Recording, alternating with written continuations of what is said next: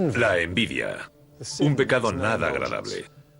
Es la sensación que experimentas cuando te falta algo después de ver lo que otro tiene. Codicias lo que otros poseen, su aspecto, su estatus o incluso su personalidad. No es una sensación gratificante. La envidia siempre te deja sintiéndote vacío. Es el pecado que no da ni un ápice de placer. No obtienes satisfacción alguna. Es un pecado psicológico. No hay que hacer algo para cometerlo. La palabra envidia viene del latín invidere, mirar con maldad. En la Divina Comedia, el poeta medieval Dante escribió que a la envidia le encanta la desdicha de los demás. ¿Por qué envidiamos? ¿Puede estar su origen en la evolución? ¿Y hay algo de bueno en ese pecado?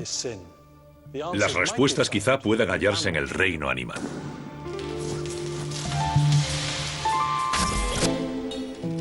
Los 7 pecados capitales: lujuria, codicia, gula, ira, orgullo, envidia y pereza. ¿Es el azote de la humanidad o están enraizados en la evolución? ¿Qué alimenta este apetito insaciable? Pretendo explorar los rincones más tenebrosos de nuestra mente. Cada uno de nosotros tiene un alter ego, un lado oscuro. Y ahondar en el comportamiento primario de los animales para descubrir si el pecado es el fondo de la depravación humana, el sabor de la fruta prohibida, o un imperativo biológico. Controlamos nuestros actos, ¿verdad?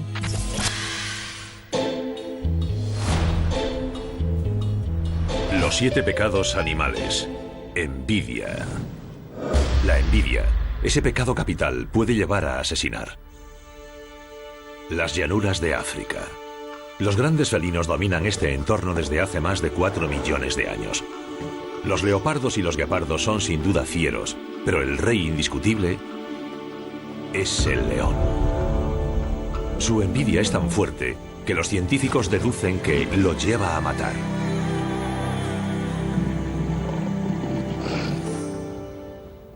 El zoólogo Tim Coulson estudia la conducta social a veces violenta de esos grandes felinos. Los leones viven en grupos llamados manadas. Si no tienes una manada, quieres tenerla. Y estás preparado para luchar, a veces a muerte, para conseguirla. Consideramos que los leones son envidiosos por ese motivo. Los leones son los únicos grandes felinos verdaderamente sociales. La típica manada tiene de 2 a 6 machos, un grupo de hembras, a veces hasta 9, y sus crías dependientes. El macho dominante es el líder indiscutible de su manada, y con la manada viene el territorio. Los territorios de los leones pueden abarcar desde unos 20 kilómetros cuadrados hasta 500, y el tamaño del territorio depende del alimento que haya en él. Y lo que quieren en un territorio es tener acceso al agua y acceso a la comida, a las presas de las que se alimentan. Los leones cazan en grupos y matan animales herbívoros, así que intentan conseguir territorios con esas características. Los leones defienden esos territorios a menudo hasta la muerte, y lo hacen porque es crucial para su supervivencia. Sin territorio es difícil que los leones sobrevivan. El macho envidioso que se apodera de una manada consigue grandes recompensas, territorio y con él comida y parejas. Pero entonces, la envidia se convierte en asesinato. Cuando un león macho se apodera de una manada, una de las primeras cosas que hace es matar a los machos jóvenes que hay en ella. Porque no son hijos suyos, pertenecen al macho que estaba allí antes. Pero, ¿por qué razón lo hace? Parece un acto lleno de crueldad. El motivo de que mate a las crías es que una hembra que esté lactando, produciendo leche para sus crías, no puede quedarse preñada de nuevo. Así que si él mata a las crías, la hembra volverá a ser fértil y podrá aparearse con ella. Es la única oportunidad que tienen de tener descendencia, de ser padres. El macho dominante está tan decidido a proteger su dominio y su derecho a aparearse que expulsa a sus propios hijos de la manada cuando aún son jóvenes. El motivo de que el macho dominante expulse a sus hijos cuando tienen 2 o 3 años es evitar que se apareen con sus hembras, ya que eso le impediría a él aparearse con ellas. Pero además, si un hijo se aparea con su madre o sus hermanas, eso se conoce como endogamia y puede hacer que nazcan crías débiles y con defectos. Así que para evitarlo, los machos que están a cargo de la manada expulsan a sus descendientes machos. Y esos hijos entonces vagan por las llanuras en busca de otra manada que conquistar. Ese es el momento en el que se planta la semilla de la envidia. Esos machos solteros se convierten en nómadas, vagabundos sin territorio ni hembras propias. Tras unos cuantos años vagando sin rumbo, desean tener una manada propia, y con ella compañeras.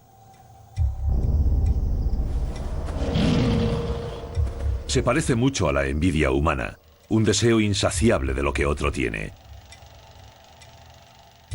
Pero el león nómada no tiene otra opción. Para transmitir sus genes debe derrotar al macho dominante de otra manada.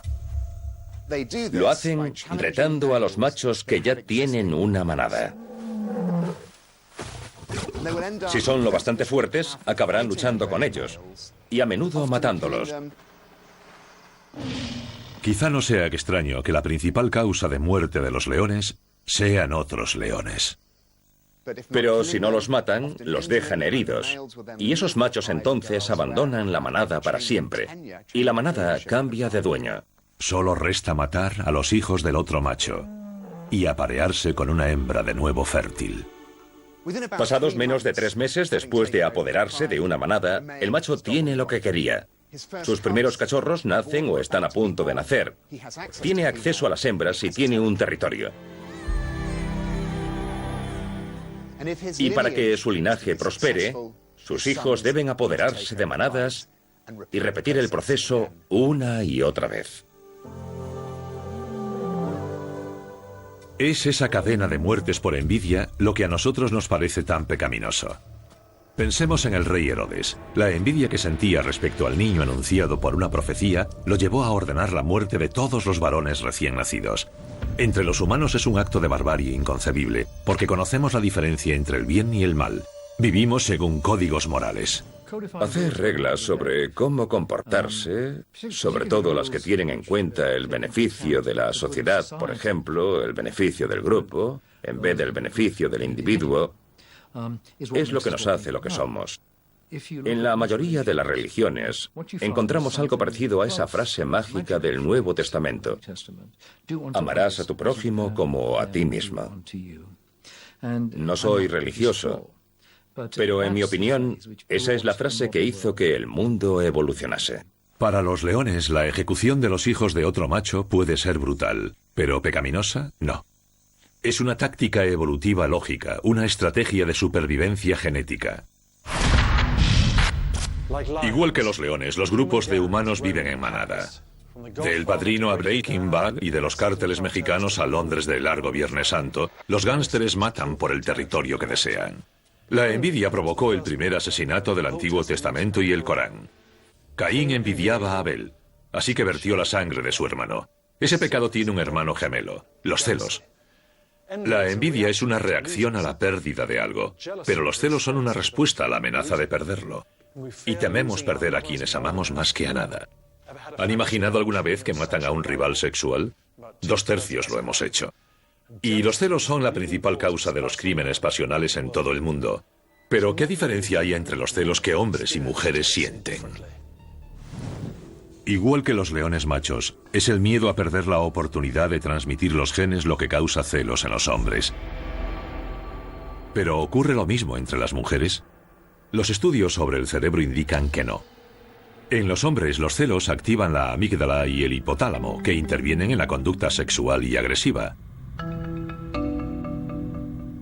Pero en las mujeres, los celos se relacionan con el engaño y la desconfianza, y eso se localiza en el surco temporal ascendente posterior, sobre todo cuando interviene la infidelidad emocional. Bruce Hood es profesor de Psicología del Desarrollo en la Universidad de Bristol. Su investigación versa sobre las relaciones entre la química cerebral y la conducta, y sobre qué podría desencadenar emociones como los celos.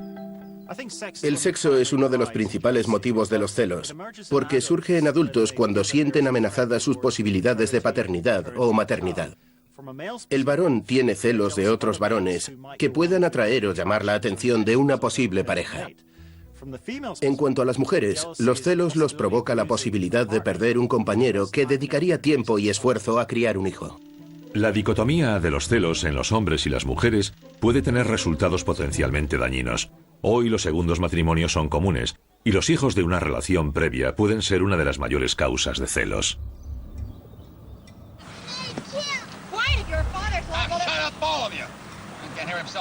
Ningún hombre quiere verse relegado en el cariño de su esposa, y un hijo puede ser la mayor distracción de una madre.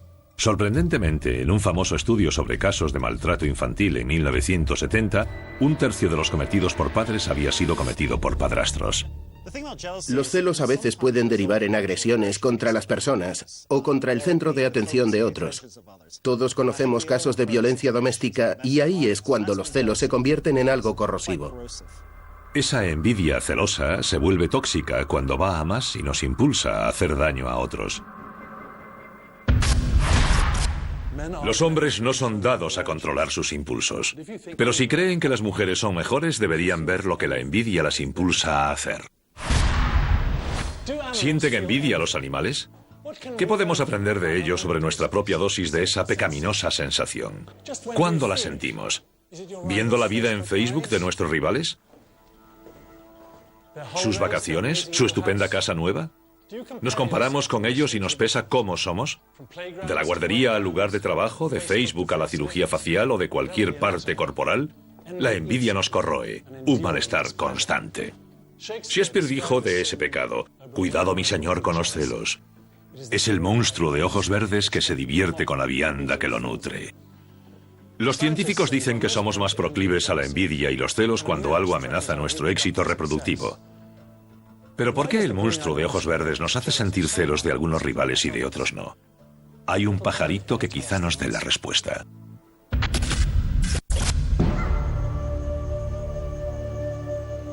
Habitantes de la selva tropical de Centroamérica y Sudamérica, los pájaros hormigueros, al contrario que los leones, son estrictamente monógamos. Permanecen juntos en pareja más tiempo que muchos animales, casi como un matrimonio humano. Y como la mayoría de los matrimonios, los hormigueros mantienen un delicado equilibrio entre cooperación y conflicto. Lo que hace la hembra del hormiguero cuando una rival empieza a coquetear con su pareja es fascinante. Igual que si fuese humana, parece que se pone celosa. Las hembras del hormiguero son muy agresivas o proactivas cuando ven u oyen que su compañero flirtea con otra posible compañera. Es un ejemplo claro de cómo cambia la conducta cuando surge un conflicto en una relación monógama prolongada. Ambos progenitores se turnan para incubar, cuidar y alimentar a su prole. También defienden su territorio juntos con un bonito mecanismo de defensa, el canto. En un reciente proyecto de investigación, el zoólogo Joe Tobias ha intentado descifrar esas melodías. Los hormigueros que estudiamos cantan todos los días, y la mayor parte del tiempo es probable que lo hagan para anunciar la presencia de la pareja. Cantan a dúo. El macho canta y la hembra responde.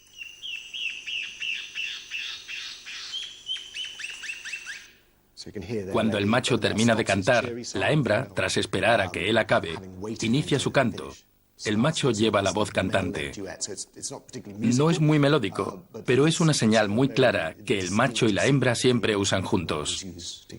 Siempre hacen lo mismo y sirve principalmente para anunciar su presencia a las especies competidoras o a competidores de la misma especie que anden cerca. Ese canto coordinado es el equivalente a un anillo de compromiso o de boda. Es una señal para el resto del mundo de que tienen una relación. Rivales, alejaos. Y como la mayoría de las humanas, es una relación feliz y armoniosa hasta que otra hembra entra en escena. Veámoslo de nuevo. Así suena el dúo normal dirigido por el macho. El macho termina y la hembra responde de inmediato. Lo hacen más o menos cada 15 segundos. Hay un lapso de silencio y luego repiten lo mismo. Pero cuando una hembra solitaria empieza a cantar, no todos reaccionan bien ante su llegada. Lo que vemos es que el macho sigue anunciando o cantando como lo haría normalmente, y la hembra ya no espera educadamente a que él acabe de cantar, sino que hace algo distinto. En cuanto él empieza a cantar, ella intenta interrumpirlo. Aquí vemos en la onda sonora el canto del macho, y enseguida, a las 2 notas, la hembra empieza a cantar.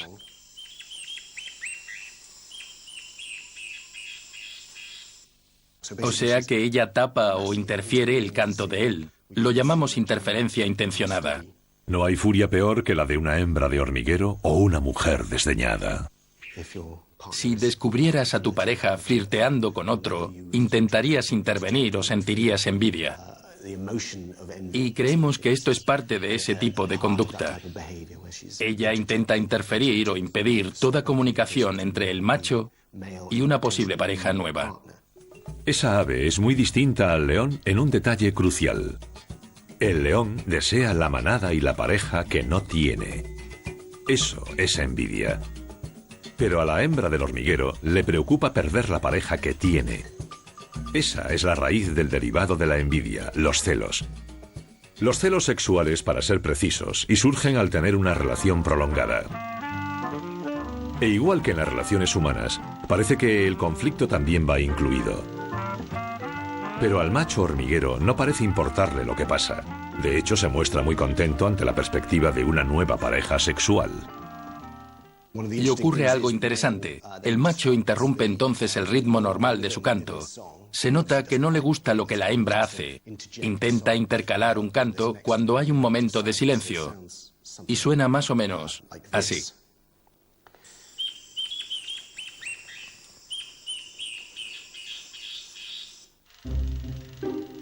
A su vez, eso hace que la hembra cante aún menos sincronizada. Está claro que está muy celosa. Y dada la reacción del macho, quizá con razón. ¿Pero es su reacción producto de la envidia? Parece claro que la hembra está protegiendo una posición en su relación a largo plazo. Una relación monógama que dura años y que puede perder si la recién llegada le roba a la pareja. Además de eso, ella podría perder la ayuda paterna. Si el macho se aparea con otra hembra y tiene crías con ella, podría sentirse menos proclive a ayudar a criar a su otra prole. Así que por varios motivos la hembra saldrá perdiendo si no protege su posición en esa relación. ¿Es la hormiguera tan distinta a una esposa que interrumpe el coqueteo de su marido con una mujer soltera intentando interferir en las señales que él emite? Creo que podría decirse que esto sea algo parecido a una reacción humana, como la envidia. E igual que la hembra hormiguera, el mero sonido de la voz de una rival basta para poner en guardia a las mujeres. Los estudios demuestran que las mujeres sienten más celos de una rival cuanto más femenina es su voz. Hoy las peleas femeninas se dan en línea. Los hombres navegan más por la red, pero las mujeres participan en las redes sociales. Y esas redes sociales se usan tanto para competir como para los contactos. ¿Cuántos seguidores? ¿Algún retweet? ¿Ningún me gusta? Celos adolescentes escritos en unos y ceros adultos. Incluso en las universidades de élite se da ese afán competidor infantil. Un portal social tipo Twitter de la Universidad de Cambridge fue cerrado cuando el cotilleo derivó en un foro de acoso e insultos. Pero, ¿qué hay en el cerebro femenino tras esas peleas?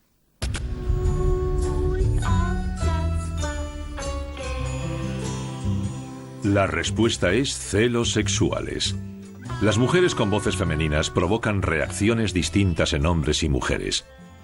Para ellos, son posibles parejas.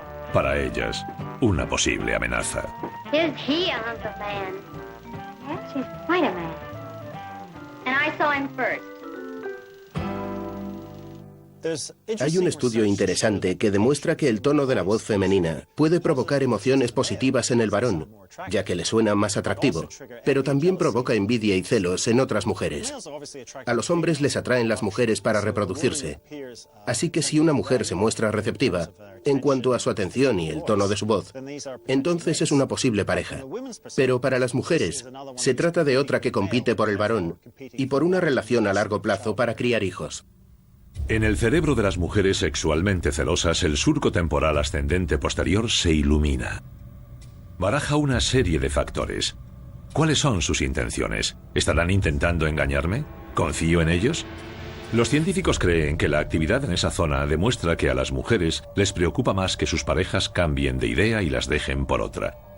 Igual que la hembra del hormiguero reacciona ante la posible pérdida de su pareja por un rival con manifestaciones que parecen de envidia, quizá cuando los humanos pasaron de nómadas a sedentarios, los celos fueron un modo efectivo de proteger la vida familiar y evitar que una pareja se fuese.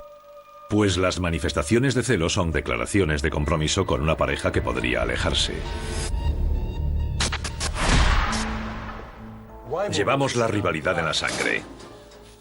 Pero hay procesos biológicos en nuestro cerebro que nos ayudan a evitar la envidia y los celos. ¿Será lo que mantiene unidas a algunas parejas?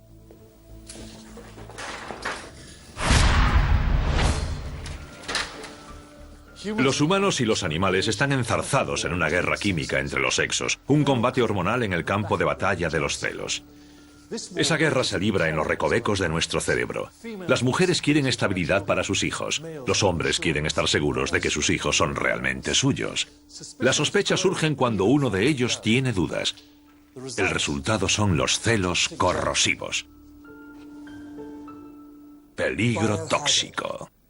Esa batalla entre los sexos subyace tras la envidia y los celos en los animales y humanos que hemos visto hasta ahora. Como los leones que anhelan la pareja que no tienen, los hombres tienen envidia porque pierden la ocasión de transmitir sus genes.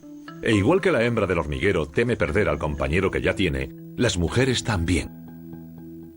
Parece que nuestro cerebro está programado para la envidia y los celos. ¿Pero es posible que los humanos no sientan ninguna de esas emociones? La respuesta puede tenerla un pequeño y simple roedor. Les presento al topillo de la pradera, habitante del medio oeste estadounidense. Estos animalitos a veces se conocen como la patata frita de la pradera porque son abundantes y al parecer sabrosos para la gran cantidad de depredadores. Pero también son muy celosos. Los machos tienen un pronto celoso tan agresivo como el de Otelo de Shakespeare. En el macho vemos el sentimiento de esta hembra es mía y voy a protegerla. Y está muy alerta ante otros machos que puedan venir a cortejar a la hembra. En la Universidad de Emory de Atlanta, Larry June lleva años investigando qué hace que el topillo de la pradera sea tan celoso. Creemos que se debe a una prolongación de la conducta territorial que vemos en otras especies. La hembra se convierte en parte de su territorio y se muestra agresivo con cualquier otro animal. Esa protección de la pareja parece similar a los típicos celos humanos. El estudio científico de Larry ha descubierto cosas interesantes y todo se reduce al estatus de la relación. El topillo de la pradera, como el ave hormiguera y nosotros los humanos, es socialmente monógamo, una rareza en los mamíferos. Sobre el 97% de los mamíferos no presenta conducta monógama, así que, en la mayoría de las especies, el macho y la hembra se unen, se aparean, las hembras luego se van por su cuenta a criar a la prole solas, y la principal preocupación del macho es buscar otro modo de encontrar pareja. Los topillos son muy diferentes a la mayoría de los animales, en cuanto que tienen relaciones familiares muy similares a las nuestras. El macho y la hembra se juntan y se aparean, y una vez terminan, forman una pareja que dura toda una vida. Cuidan de la prole juntos y ambos trabajan juntos para criar a la familia. E igual que los humanos, estos animalitos celosos son muy sociales y les gusta relacionarse. Los mimos y el aseo son frecuentes y solo lo hacen en pareja. De hecho, los machos de la especie son unos monógamos tan de pro que cuando su pareja muere, el macho no suele buscar otra nueva. Así que la cuestión es, ¿por qué son tan fieles? Cuando los topillos pierden a su pareja, se deprimen mucho, se retraen y segregan muchas hormonas del estrés. Así que ocurre algo en su cerebro una vez que establecen un vínculo y cuando no están con su compañera se estresan mucho. Y además creemos que ese vínculo es muy similar a una adicción. Parece que este pequeño roedor es adicto al amor. Lo que resulta aún más interesante es que el topillo de la pradera tiene un pariente muy cercano, el ratón de prado. Parece casi idéntico, pero su conducta es totalmente opuesta. El ratón de prado es un animal promiscuo. Los ratones de prado son bastante antisociales. Son solitarios, prefieren estar sin compañía. ¿Cómo es que los topillos forman vínculos distintos a los ratones de prado? Para hallar la respuesta, Larry centró sus estudios en dos sustancias cerebrales que se sabe que contribuyen al apego entre humanos. La oxitocina, también llamada hormona del amor, y la vasopresina. La oxitocina interviene en el vínculo materno y también en las relaciones entre el varón y la hembra y viceversa. Pero los varones también establecen un tipo de vínculo distinto, y en él interviene la vasopresina. En la mayoría de las especies, la vasopresina está relacionada con las típicas conductas sociales masculinas como la conducta territorial y la agresividad. Pero como Larry descubrió tanto en los topillos de la pradera como en los humanos, la vasopresina también interviene en el afecto entre la pareja. ¿Entonces podría ser esa sustancia la que hace que los dos roedores tengan una conducta tan diferente? Cuando comparamos a los machos de los topillos con los ratones de prado, vemos que la diferencia clave no es la cantidad de vasopresina que tienen, sino la ubicación de los receptores. En el cerebro del topillo, los receptores de la vasopresina se concentran con mayor densidad en el pálido ventral. Está en la zona del cerebro conocida comúnmente como centro de recompensa, asociado tanto con la recompensa como con la adicción.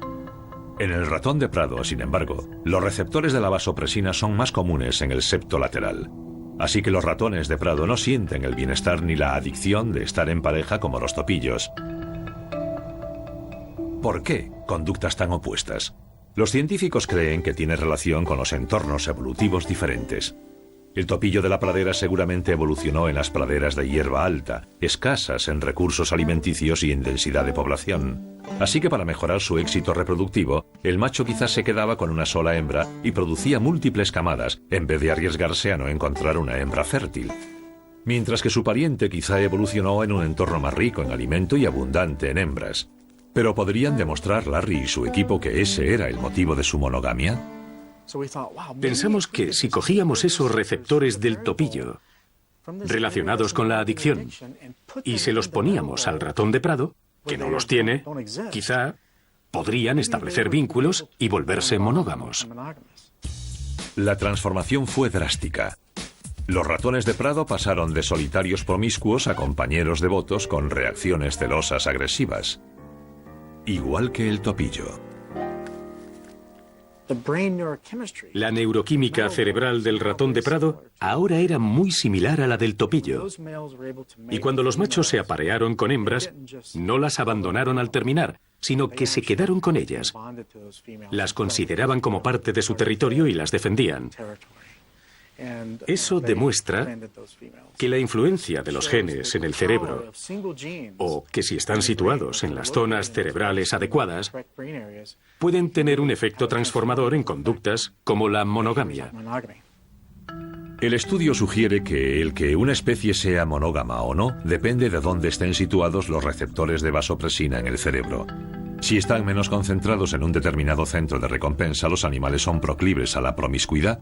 Si como en los topillos los receptores se concentran en ese centro de recompensa, permanecen fieles. También indica que los topillos no tienen control sobre sus aparentes celos. No pecan, sino que su cerebro reacciona a una señal química. Hace que ansíen la compañía de su pareja y que se celen si ven que pueden perderla. A nosotros también nos afecta esa hormona, junto con la hormona del amor u oxitocina. La oxitocina y la vasopresina influyen mucho en la transición de nuestros sentimientos de deseo hacia la fase del amor. Son hormonas que ayudan a promover la confianza, a establecer vínculos a largo plazo y son responsables del bienestar y la felicidad que sentimos al enamorarnos. Esas sustancias nos mantienen juntos. Pero cuando nuestros vínculos se ven amenazados y tememos perderlos, los celos parecen un efecto secundario inevitable. Quizá más interesante sea que un nuevo estudio ha llevado a los científicos a creer que la oxitocina podría ayudar a evitar los celos. Cuando el nivel natural de oxitocina en los humanos aumenta de forma artificial, el efecto es muy curioso.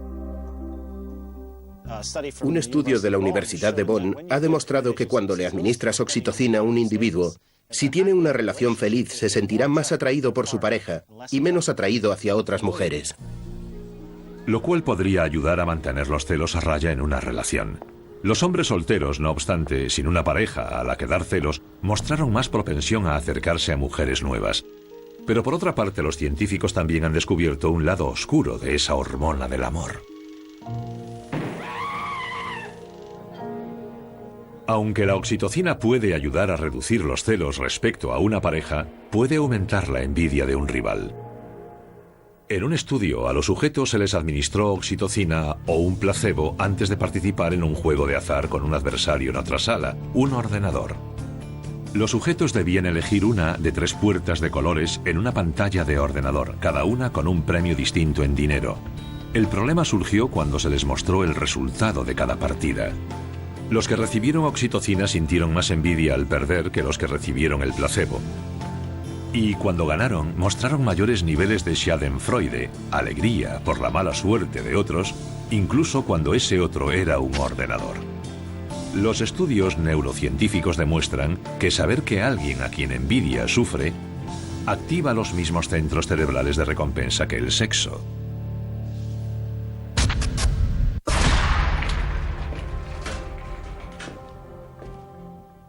Tenemos armas químicas incorporadas contra la infidelidad.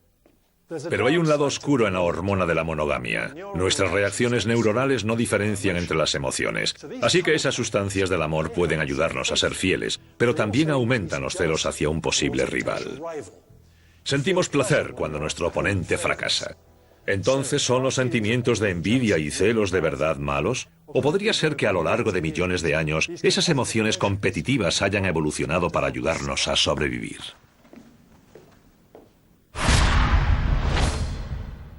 Todos llevamos dentro un monstruo de ojos verdes y se apoderó de nosotros siendo muy pequeños. Los experimentos muestran que niños de tan solo 15 meses pueden manifestar envidia y un sentimiento de justicia. ¿Pero es siempre mala la envidia? Los expertos han hallado pruebas en monos que indican que la envidia no siempre merece tan mala fama.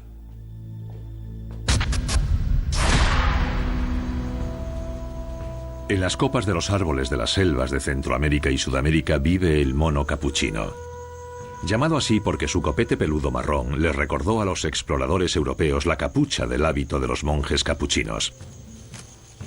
Irónico, la verdad, que un animal envidioso lleve el nombre de estos piadosos monjes. En la Universidad Estatal de Georgia, en Atlanta, Sarah Brosnan estudia las interacciones sociales de los monos capuchinos. Su estudio descubrió su carácter envidioso y todo empezó por un premio. Les estaba dando premios. Les daba cacahuetes, que les gustan mucho. Y uno de los trucos para alimentar a los capuchinos es darles cacahuetes a los que no sean los machos alfa. Así que se los estaba dando a otros monos, procurando que Ozzy, el macho alfa, no cogiese ninguno. Entonces Ozzy empezó a traerme cosas para cambiármelas por un cacahuete.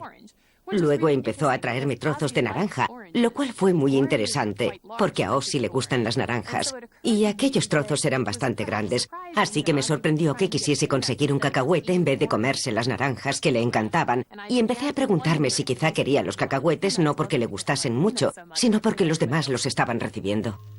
La quinta esencia de la envidia humana: codiciar lo que otro tiene y tú no. Para llegar al fondo de la conducta envidiosa de los capuchinos, Sarah ideó un sencillo experimento. Adiestró a varios monos para que le trajesen una piedra a cambio de una recompensa. Muy bien. Lo que nos interesaba era saber cómo reaccionaban ante un alimento que les gustaba cuando un compañero recibía lo mismo y cuando el compañero recibía algo mejor. La recompensa común del experimento era un trozo de pimiento crujiente. Y los capuchinos se mostraron encantados de intercambiar una piedra por ese bocado.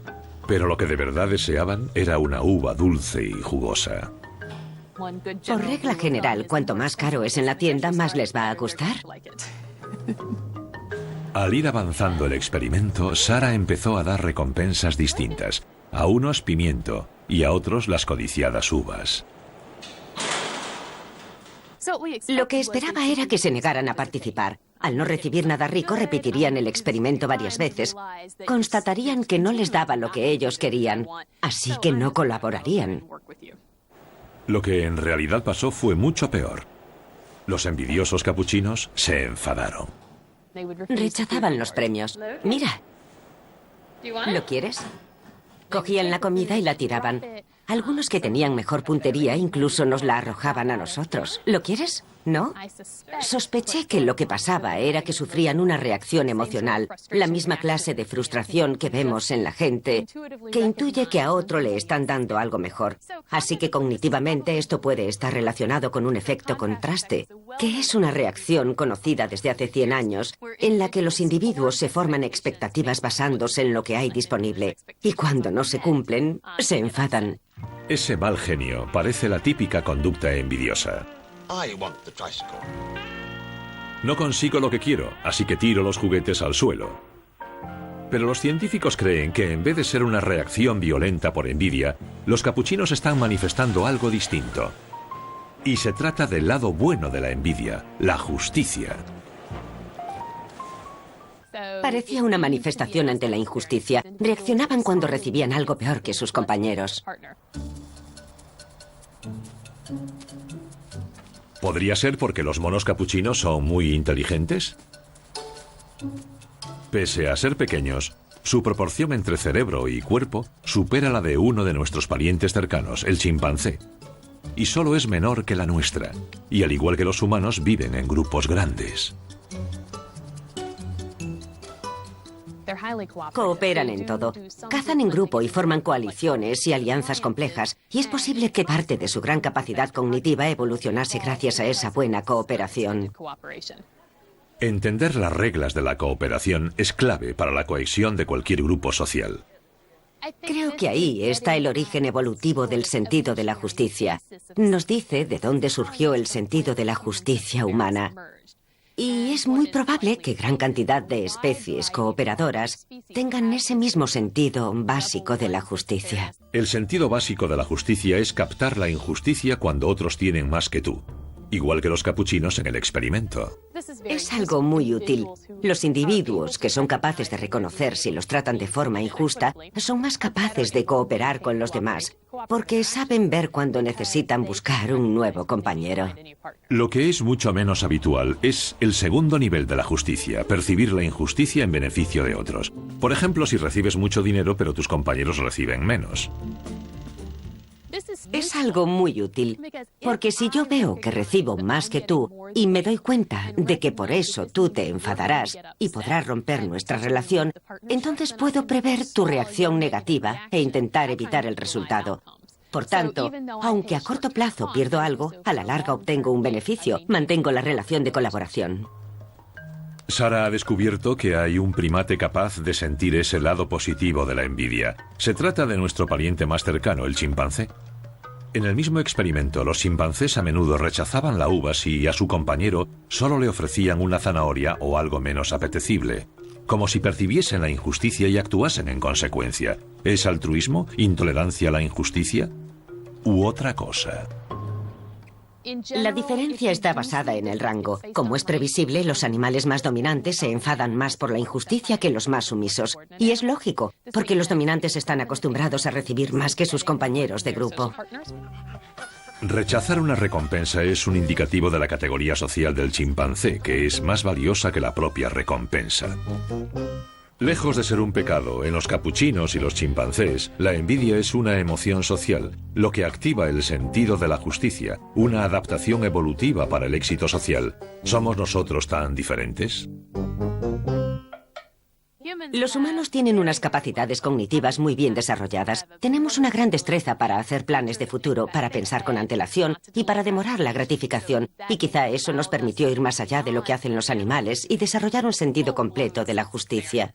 Un posible motivo de que hayamos desarrollado sentimientos como la envidia es que la aversión a la desigualdad, el deseo de tener resultados iguales, es un motivador tan fuerte en la conducta humana que a veces tiene resultados muy positivos. Es una de las fuerzas que impulsan la cooperación, por ejemplo.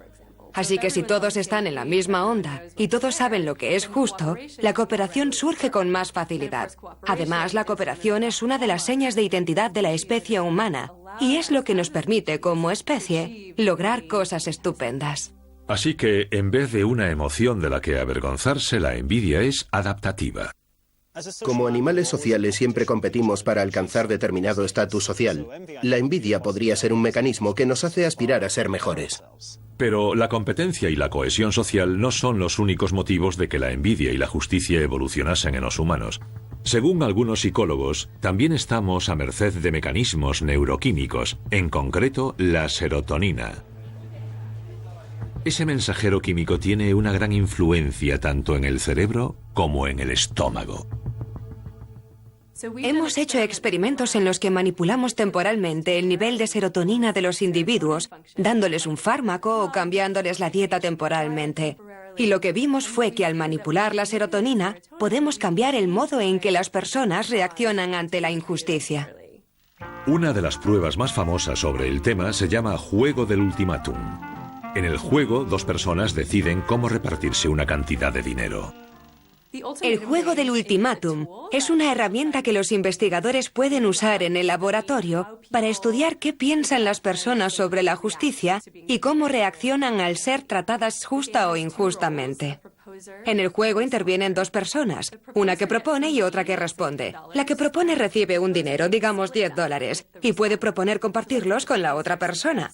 Digamos que quien propone sugiere que se quedará $7 y que el otro recibirá $3. El que responde entonces decide si acepta esa oferta, en cuyo caso ambos reciben lo acordado. O el que responde puede rechazar la oferta, en cuyo caso todo el dinero desaparece y ninguno de los jugadores recibe nada. Es una gran prueba sobre la justicia y la envidia. Pero ¿qué ocurre cuando se añade serotonina a la mezcla? Manipulamos su nivel de serotonina y entonces examinamos cómo influía esa sustancia química, la serotonina, en el modo en que los sujetos reaccionan al recibir una oferta justa o injusta. Lo que solemos encontrar en esos experimentos es que cuando reduces o impides la segregación de serotonina, la gente se vuelve más envidiosa y es más probable que castiguen a alguien que los ha tratado injustamente. Por el contrario, cuando incentivamos la segregación de serotonina con alguna sustancia, eso hace que la gente perdone mejor el trato injusto y es menos propensa a la venganza.